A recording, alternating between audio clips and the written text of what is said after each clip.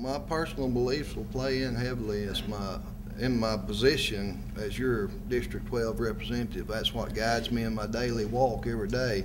If you've not got that, I don't think you need to be asking for people's votes. You need to have a personal devotion to you that you can live with and go home and sleep with a clear conscience. And that is what I've always done. Me being a small businessman, that's what I practice daily. And when I come into these offices, that's what I apply daily, is my personal belief in God, family, and country. And that's where I stand at. And my personal beliefs will have to be my guiding factor in every consideration I do. So that's all I can say on that. Thank you. I will draw a line between my personal beliefs and those that I'm confronted with as a representative in Montgomery. There are certain things that I feel are extremely important. And if a vote comes up that does not honor God and reflect biblical teachings, the line will be where I say no. And that's the line that I will draw between my personal beliefs and the things that I may be asked to vote for on or in Montgomery.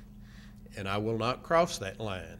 But yes, I'll have to identify where it is and make sure that I stand strong. Thank you.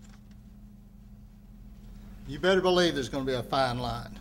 There are some issues that you go down there with, as has been stated in this forum already today. You can moderate on some of them, but some things are just absolute. One is the right to life. That is something that is not going to be given as far as I'm going to be down there. Life is sacred, folks, and we will always adhere to those things such as life. When the anti-abortion rally was here in Cullman, I'm glad to say I was out there supporting the fact that we would not allow abortion to happen in our country. When it comes down to other personal issues, you better have a set of beliefs, and I'll even go this far to say you better have a good set of Christian beliefs. Otherwise, you will go to Montgomery and they will tear you apart, because I got news for you, there's a lot of people down there who have already exhibited that they do not have the values of Cullman County.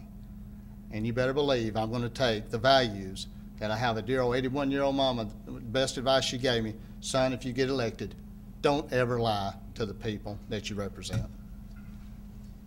Folks, I think everyone in this room has their own core set of religious values that were instilled within them by their parents, by their church, by their community. Those are the values that you hold within you. Those are the values that you carry with you and that you use every day in making decisions.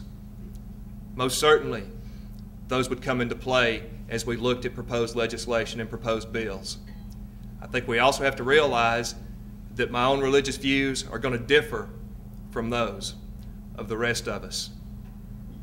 You have to be aware of that. You have to be able to set that aside at times. However, as Mr. Johnson so ably put it, some things are right, some things are wrong.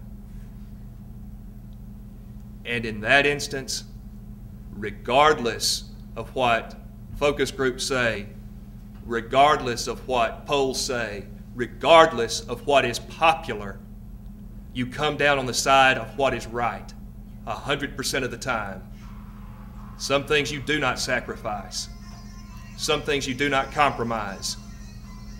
So yes, there is a line, a demarcation, and that will not be crossed. Thank you.